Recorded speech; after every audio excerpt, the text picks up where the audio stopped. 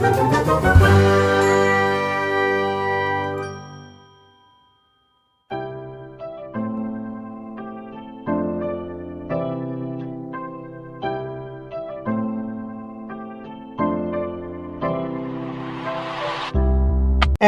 it becomes 1 by 4 when 8 is added to its denominator।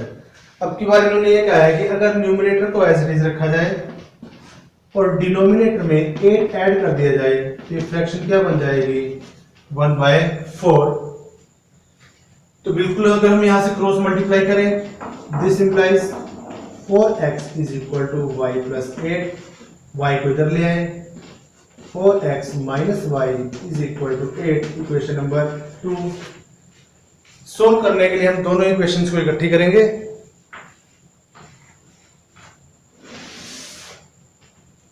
पहली equation थी आपकी 3x minus y is equal to 3 equation number 1 और दूसरी equation थी 4x minus y is equal to 8 equation number 2। तो यहां से इसको माइनस करें फर्स्ट में से सेकंड को, ये माइनस ये प्लस ये माइनस, तो यहां से y माइनस का y प्लस का y से y कैंसिल, 3x प्लस का 4x माइनस का minus x, 3 minus 8 minus 5 minus से माइनस कैंसिल, x की वैल्यू आ गई आपके पास 5। आप पुट कर सकते हैं फर्स्ट में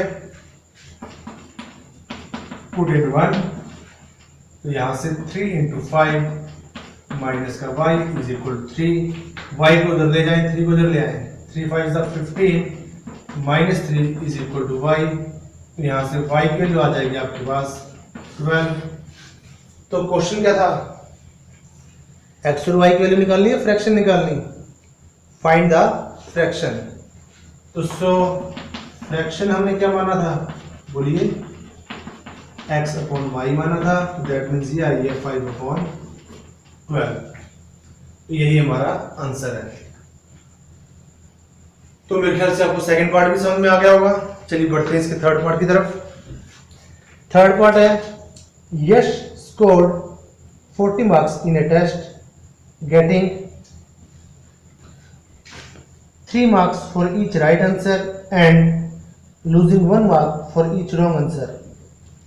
Had 4 marks been awarded for each correct and 2 marks been deducted for each incorrect answer, then Yash would have scored 50 marks. How many questions were there in the test? Okay, तो आपने total question निकालने हैं test में कितने थे और जबकि conditions आपके पास दी गई हैं। रख कर देता हूं इसको थर्ड पार्ट के लिए।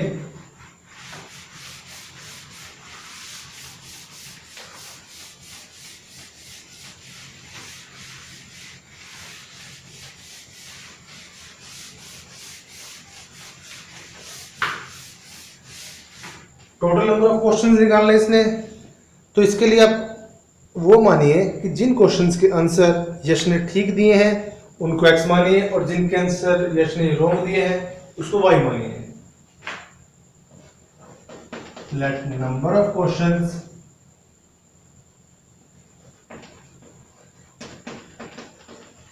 आंसर्ड बाय यश करेक्टली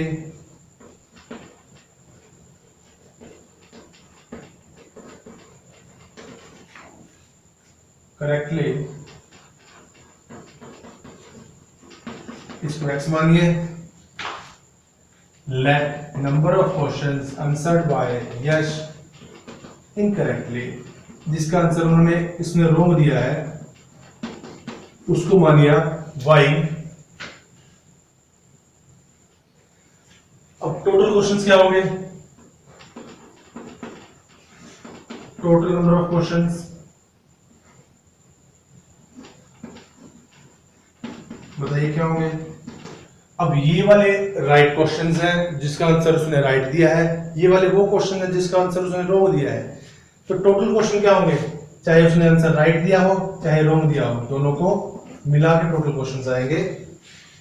तो आपने इसकी वैल्यू निकालनी है टोटल क्वेश्चंस की, यानी x और y की वैल्यू निकाल के आपने उसको ऐड करना है।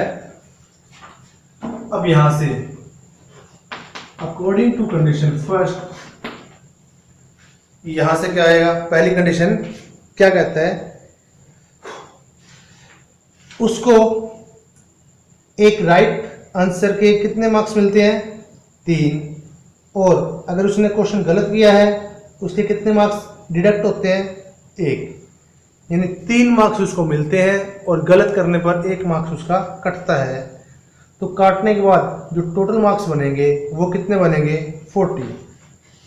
अब सुनो, अगर आपने एक क्वेश्चन को अगर आपके पास 3 मार्क्स मिल रहे हैं तो x क्वेश्चन से कितने मार्क्स मिलेंगे, हाँ जी बिल्कुल ठीक है, 3x। अब एक क्वेश्चन का 1 मार्क्स कम हो रहा है तो y क्वेश्चन का कितने मार्क्स कम होंगे, 1 into y, यानी y। अब ये मार्क्स क्या हो रहे हैं, डिडक्ट हो रहे हैं, क्योंकि कम हो रहे हैं, गलत किया है ना, तो कम किस में से होंगे, जो इसने लिए हैं, टोटल इतने लिए हैं उसमें से इनको डिडक्ट करो, क्योंकि इनके आंसर इसके रॉन्ग थे, और दोनों को मिलाकर कितने मार्क्स स्कोर किए उसने, यश ने 40। Is that clear? तो बच्चों यहाँ पे ध्यान रखना, आपने यहाँ पे प्लस नहीं करना, यहाँ पे क्या करना है, माइनस, क्योंकि ये मार्क्स क्या हुए हैं, डिडक्ट। इसके बाद सेकंड कंडीशन है, सेकंड कंडीशन में भी यही कहता है कि अगर उसको राइट आंसर्स के 4 मार्क्स मिलते तो उसके मार्क्स कितने हो जाते, 4x, और रॉन्ग क्वेश्चंस के, यानी जिनके आंसर उसने रॉन्ग दिए हैं उसके 2 मार्क्स डिडक्ट होते, तो डिडक्ट कितने होते, माइनस कितने होते, 2y। तो तब उसका स्कोर क्या होता, क्वेश्चन में दिया गया है 50। Is that clear? इस एक पूरी इक्वेशन को आप 2 से डिवाइड कर सकते हो, तो यहां से क्या आएगा, 2x minus y is equal to 25, equation number 2। तो नंबर ऑफ राइट क्वेश्चंस और नंबर ऑफ रॉन्ग क्वेश्चंस निकालने के लिए हमें x और y की वैल्यू निकालनी पड़ेगी, दोनों इक्वेशंस को इकट्ठा लिखिए। So 3x minus y is equal to 40, equation number 1, and 2x minus y is equal to 25, equation number 2। तो यहाँ पे दोनों जगह y सेम है, तो फर्स्ट में से सेकंड को डिडक्ट कीजिए, तो ये माइनस का, ये प्लस का, नीचे माइनस का, y माइनस का, y प्लस का cancel, 3x minus 2x, x is equal to 40 minus 25, 15। तो जो x की वैल्यू आई है वो आप किसी में भी रख सकते हैं, 14 फर्स्ट में रखते हैं हम, इसमें 3 इंटू 15 माइनस का y is equal to 40, y minus का, y को उधर ले जाओ, 40 को उधर ले आए, 45 माइनस का 40 is equal to y। This implies, यहां से y की वैल्यू क्या आएगी, 5। यानी 15 क्वेश्चंस तो ऐसे थे जिसके यश ने आंसर ठीक दिए हैं, और 5 क्वेश्चन ऐसे भी थे जिसके आंसर यश ने रॉन्ग दिए हैं। तो क्वेश्चन क्या पूछा गया था आपसे, how many questions were there in the test, test में कितने क्वेश्चन थे, तो total number of questions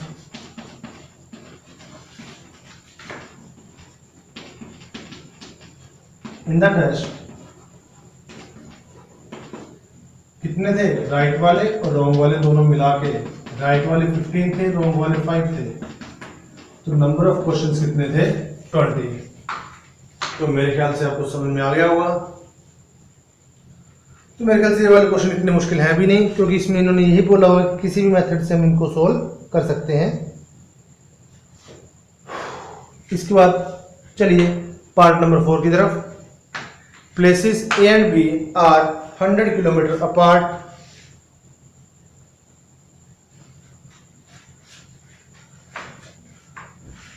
on a highway. One car starts from A and another starts from B at the same time. If the car travels in the same direction at different speeds, they meet in 5 hours.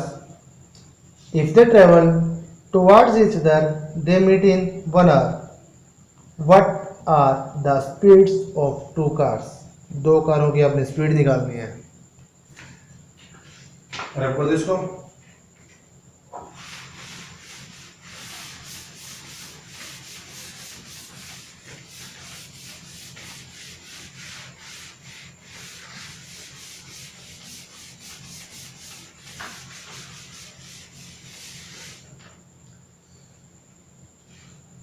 Fourth question का part number 4। यहां पे देखिए ध्यान से, दो places हैं जिनके बीच का डिस्टेंस कितना है, 100 किलोमीटर। तो यहाँ पे बता देते हैं समझाने के लिए। ये ए प्लेस है अहमदाबाद,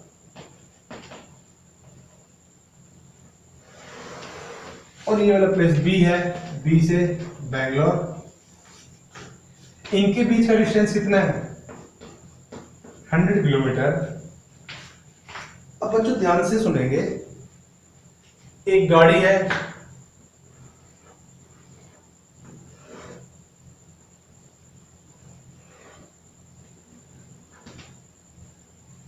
एक गाड़ी ए प्लेस से चलती है और दूसरी गाड़ी है वो बी प्लेस से चलती है, और इन दोनों गाड़ी की चलने की डायरेक्शन सेम है, एक ही साइड में चल रही है, ये भी साइड में, दूसरी भी इस साइड में। तो वो आपस में एक दूसरे को जब मिलेंगी तो कितने घंटे बाद मिलेंगी, आफ्टर 5 आवर्स। अगर वो एक ही डायरेक्शन में चलती है, मैं यहां पे लिख भी देता हूं, same direction. Is it clear? इसके बाद इन्होंने कहा अगर वो अपोजिट डायरेक्शन में चलती है, अपोजिट मतलब ये वाली कार इस तरफ जा रही है, दूसरी ये वाली कार, इसकी डायरेक्शन चेंज कर देते हैं हम।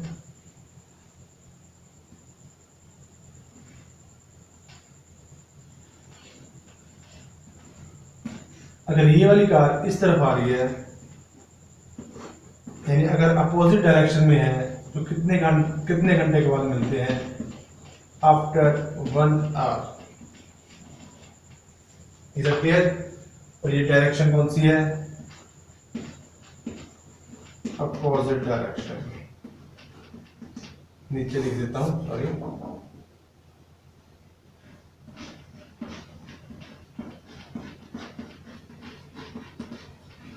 ये आपको समझाने के लिए यहाँ पे कि क्वेश्चन में क्या दिया गया है। तो क्वेश्चन की स्टेटमेंट को थोड़ा ध्यान से समझे कि इन्होंने ये कहा कि दो प्लेसेस हैं जिनके बीच का डिस्टेंस कितना है, 100 किलोमीटर, और दो कार्स हैं, अगर वो सेम डायरेक्शन में चलती है तो एक दूसरे को 5 घंटे के बाद क्रॉस करेगी, और अगर वो अपोजिट डायरेक्शन में चलती हैं एक दूसरे से तो वो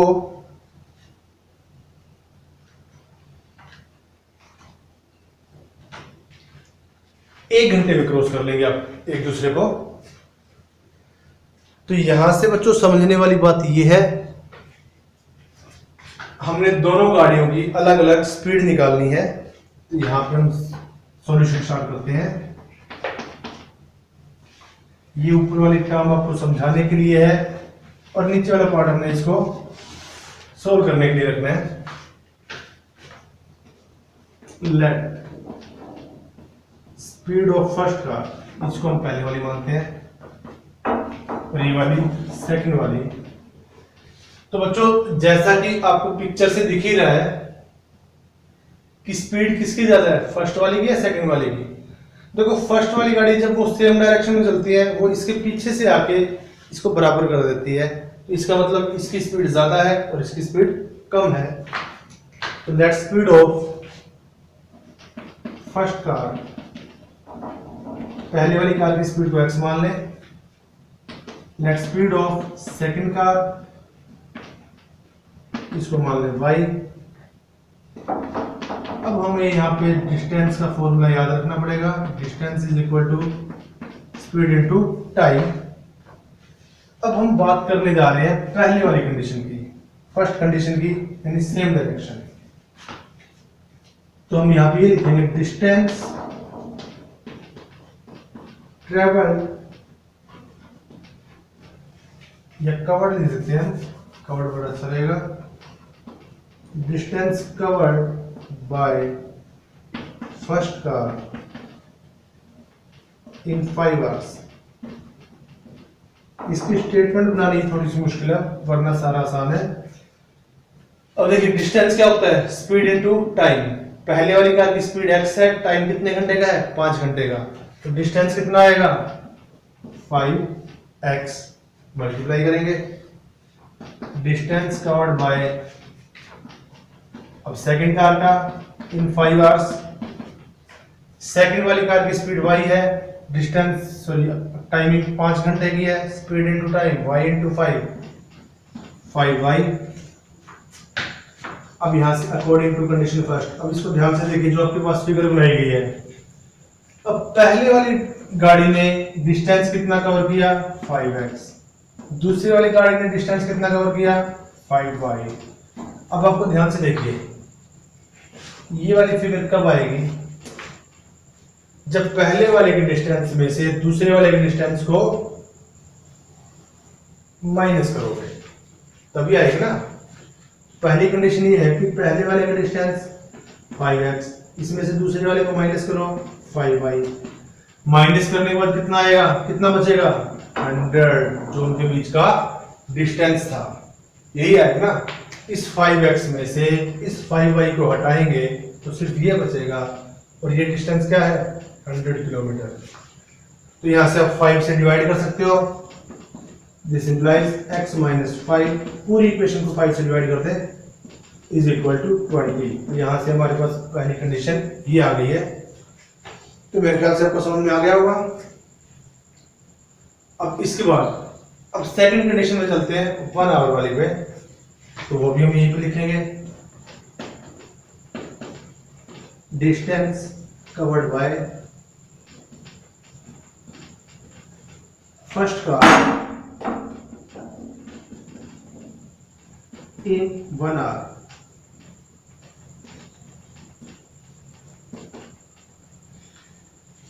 एक घंटे में पहले वाली कार का डिस्टेंस, स्पीड x है, टाइमिंग कितनी है, 1 घंटे की, तो क्या आएगा 1x।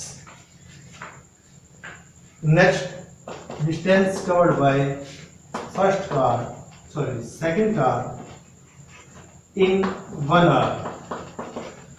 दूसरे वाली कार की स्पीड y है, टाइमिंग 1 घंटे की है, तो क्या आएगा 1y। अब हम बाकी की कंडीशन यहां पे करते हैं। अब ध्यान से देखिए, अब मेन बात ये थी, जब अगर वो सेम डायरेक्शन में चली तो पहले वाले के डिस्टेंस में से दूसरे वाले के डिस्टेंस माइनस किया गया था। लेकिन अगर वो अपोजिट डायरेक्शन में चलती है, इसने डिस्टेंस x कवर किया है, इसने डिस्टेंस y कवर किया है, इन दोनों को मिला के कितना आ रहा है 100। इसने x कवर किया, इसने y कवर किया, तो हम x में y को क्या करेंगे, ऐड 100 लाने के लिए। तो यहाँ पे हम ये लिखेंगे according to condition second x plus y is equal to 100। ये आपकी कंडीशन है, इक्वेशन है सेकंड। फर्स्ट इक्वेशन को इसके नीचे लिख ले, x minus y is equal to 20, equation number 1।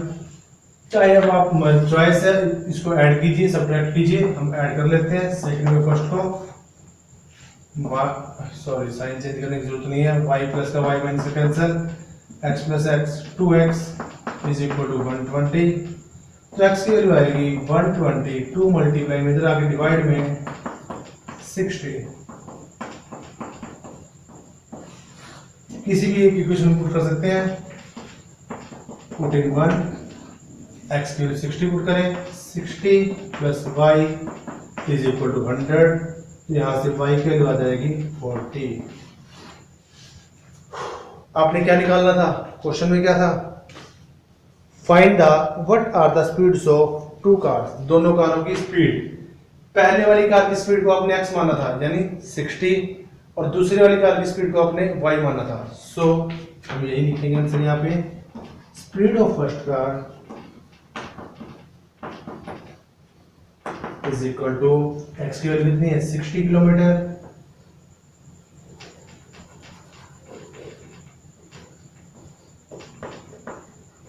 पर आवर एंड यहाँ पे speed of second car is equal to 40 kilometre per car. तो मेरे ख्याल से आपको समझ में आ गया होगा। तो ये तो सिर्फ आपको समझाने के लिए था। सॉल्यूशन आपका ये है यहां से लेकर यहां तक। तो मुझे लगता है कि आपको समझ में आ गया होगा।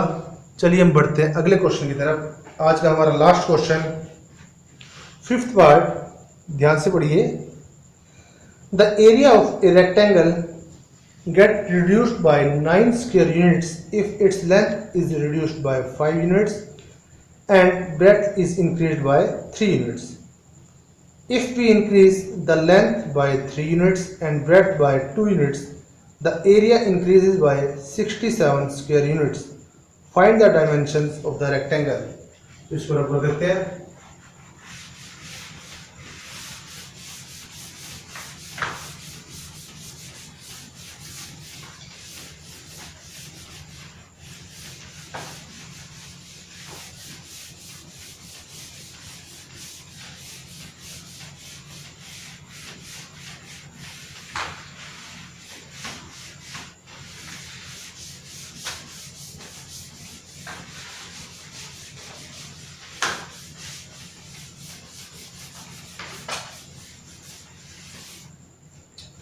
देखिए बच्चों, अब ध्यान से पढ़ें स्टेटमेंट को। Fifth part, the area of a rectangle, rectangle के एरिया की बात की गई है। तो ये हमारे पास रेक्टेंगल है, ये L है, लेंथ को आप x मान लें, ये B है, ब्रेड्थ को आप y मान लें। तो एरिया क्या होता है रेक्टेंगल का, मुझे बताइए, L into B, that means XY, यही होगा ना। चलिए हम यहीं से क्वेश्चन स्टार्ट करते हैं। लेंथ को हम x मान लेते हैं और ब्रेड्थ को y। Let length of a rectangle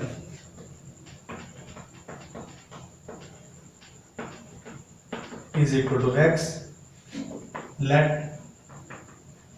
width of a rectangle is equal to y। तो चलिए हम एरिया भी लिख लेते हैं। Area is equal to L into B, that means XY। Is that clear? अब हम बढ़ते हैं अपनी पहली कंडीशन की तरफ। इन्होंने पहली कंडीशन में देखिए क्या बोला है,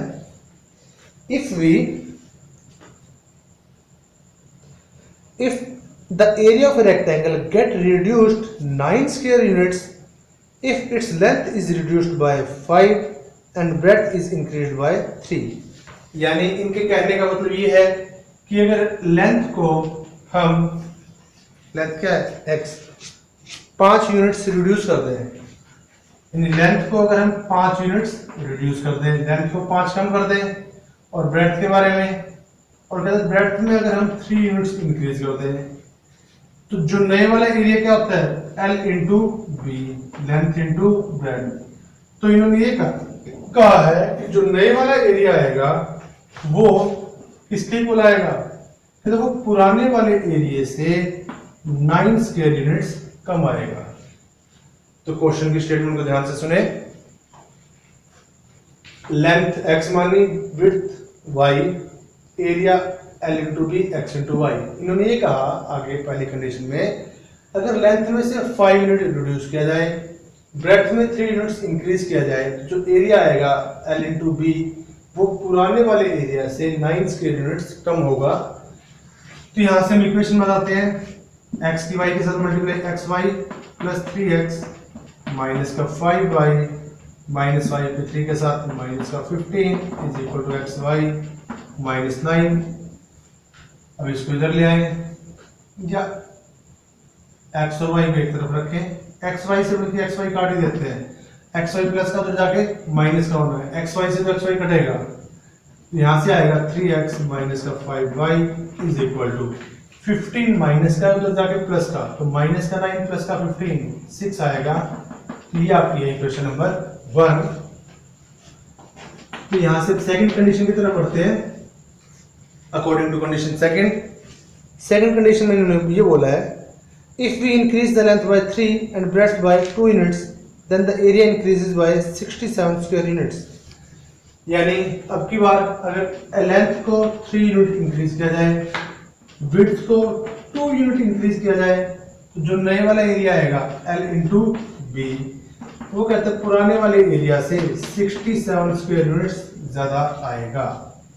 यहां से मल्टीप्लाई कीजिए, दिस इंप्लाइज एक्स की वाई से एक्स वाई प्लस का 2x प्लस का 3y प्लस का 6 is equal to x y plus का 67। अब यहां से वही है पिछले क्वेश्चन की तरह, एक्स वाई प्लस का उधर जाके क्या होएगा माइनस का, तो एक्स वाई से एक्स वाई कैंसिल हो जाएगा। यहां से इक्वेशन बनेगी 2x प्लस 3y, 6 प्लस का उधर जाके माइनस का, 67 में से 6 को माइनस करोगे क्या आएगा 61, इक्वेशन नंबर 2। अब हम पिछले क्वेश्चंस की तरह इन दोनों इक्वेशंस को सोल्व करेंगे, उसके बाद एक्स और वाई की वैल्यू निकालेंगे और हमने निकालना क्या है find the dimensions of the rectangle. Rectangle की डायमेंशंस यानी लेंथ और ब्रेड्थ विड्थ, तो यानी एक्स और वाई की वैल्यू निकालनी है हमने। तो यहां से दोनों इक्वेशंस को इकट्ठा करें, 3x minus 5y is equal to 6, equation number 1। दूसरे वाली को इकट्ठा करें, 2x plus 3y is equal to 61, equation number 2। अब यहाँ पे ना तो x वाले इक्वल है और ना ही y वाले इक्वल है, तो हम क्या करेंगे, चलिए x वालों को इक्वल करते हैं। x वालों को इक्वल करने के लिए क्या करना पड़ेगा, पहले वाली को नीचे वाले से 2 से और दूसरे वाले को 3 से करते हैं मल्टीप्लाई। अब पहली इक्वेशन को 2 से मल्टीप्लाई कीजिए,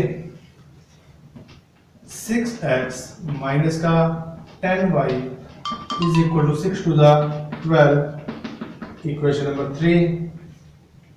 और नेक्स्ट में 3 से मल्टीप्लाई करें,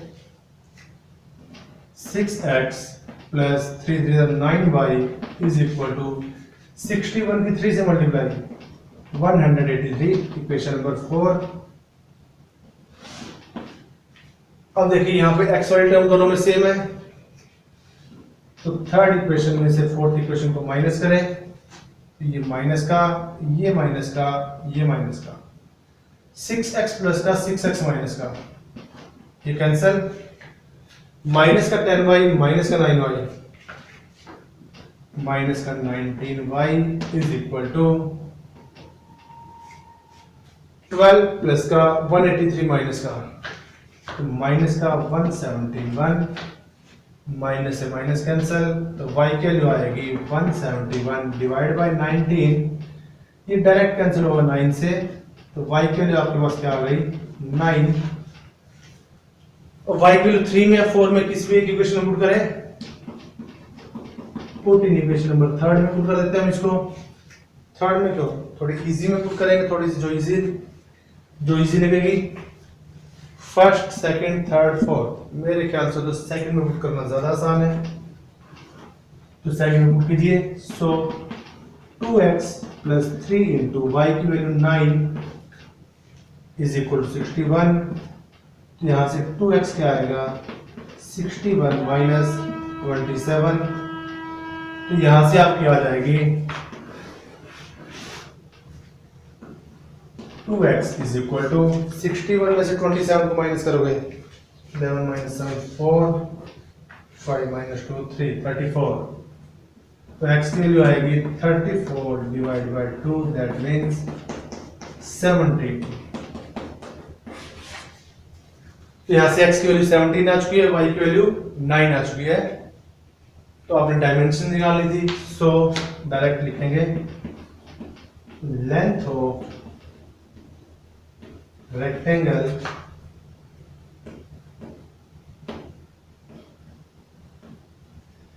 इज इक्वल टू लेंथ आपकी x यानी 17 and width of rectangle, width आपकी इसकी 9।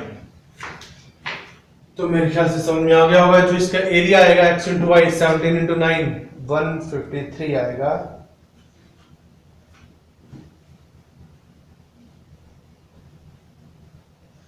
Is that clear?